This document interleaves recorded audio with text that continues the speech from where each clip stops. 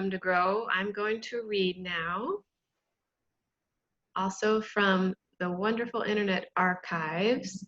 This is another Three Little Pig and the Big Bad Wolf story, but it's called The True Story of the Three Little Pigs by A.Wolf, as told to Jon Scieszka, illustrated by Lane Smith. Here's the cover pages.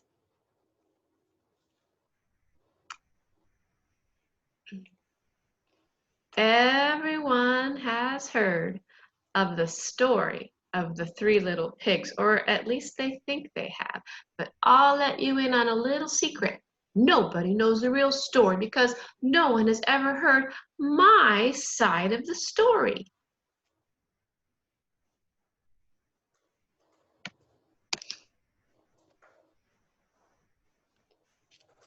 Oops, I skipped a page. I'm the wolf, Alexander T. Wolf, and you can call me Al. I don't know how this whole Big Bad Wolf thing got started, but it's all wrong. Maybe it's because of our diet. Hey, it's not my fault. Wolves eat cute little animals like, I don't know, bunnies, and sheep, and pigs. That's just the way we are. If cheeseburgers were cute, kids would probably think you were big and bad too. But like I was saying, the whole Big Bad Wolf thing is all wrong. The real story is about a sneeze and a cup of sugar. This is the real story. Way back in Once Upon a Time land, I was making a birthday cake for my dear old granny. I had a terrible sneezing cold, and then I ran out of sugar. So I walked down the street to ask my neighbor for a cup of sugar. Now, this neighbor was a pig, and he wasn't too bright either. He had built his whole house out of straw. Can you believe it?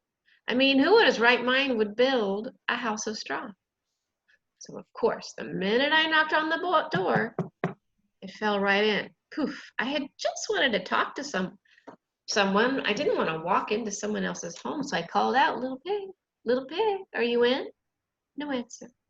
I was just about to go home without the cup of sugar for my dear old granny's cake, and that's when my nose started to itch, and I felt a sneeze coming on.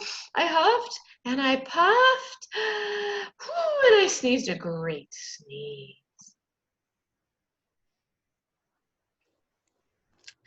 And you know what? The whole straw house fell right on down, and in the middle of the straw pile was the first little pig. He dead as a doornail. He'd been there the whole time. Ooh, it's a little scary. It seemed like a shame to leave a perfectly good dinner lying there in the grass. So I ate it up. Think of it as a big cheeseburger just lying upside down. I was feeling a little better, but I didn't have my cup of sugar, so I went to the neighbor's house. The neighbor was the first little pig's brother. He was a little smarter, but not much. He'd built his house out of sticks. I rang the stick house bell. Nobody answered. I called, Mr. Pig, are you in? He yelled back, go away, Wolf, you can't come in. I'm shaving the hairs of my chinny chin chin. I had grabbed the doorknob when I felt a sneeze coming on. I huffed, I sniffed, I snuffled. I tried to cover my mouth, but I sneezed a great big sneeze, and you're not going to believe it. This guy's house fell down just like the brothers.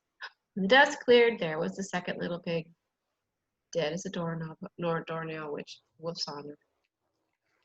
Now, you know, food will spoil, and you can't just leave it in the open. So I did the only thing there was to do. I had dinner again. I give it as a second helping. I was actually getting awfully full. But my cold was feeling a little better. As I still didn't have that cup of sugar for my dear old granny's birthday cake, I went to the next house. This guy was the first and second pig's brother. He must have been the brains in the family because he had built his house out of bricks.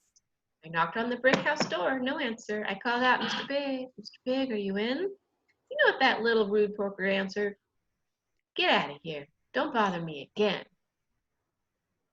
Talk about impolite. He probably had a whole sack full of sugar, and he wouldn't even give me one little cut for my dear sweet old granny's birthday cake. What a pig. I was just about to go home and maybe make a nice birthday card instead of a cake. When I felt my cold coming on, I huffed and I snuffed and I sneezed once again. Then the little pig yelled, "And your old granny can go sit on a pin."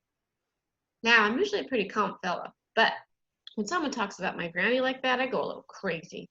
And when the cops drove up, of course, I was trying to break down this pig's door. And the whole time I was huffing and puffing and sneezing and making a real scene. And the rest, they say, is history. There's a picture of the paper. It says the Daily Pig, the big bad wolf, and there's a photo of the wolf going crazy. Well, the news reporters found out about the two pigs I had for dinner. They figured a sick guy going to borrow a cup of sugar didn't sound very exciting, so they jazzed up the story a little bit with all that huff and puff and blow your house down, and they made me the big bad wolf. That's it. The real story. I was framed. But maybe you could spare a cup of sugar? The end.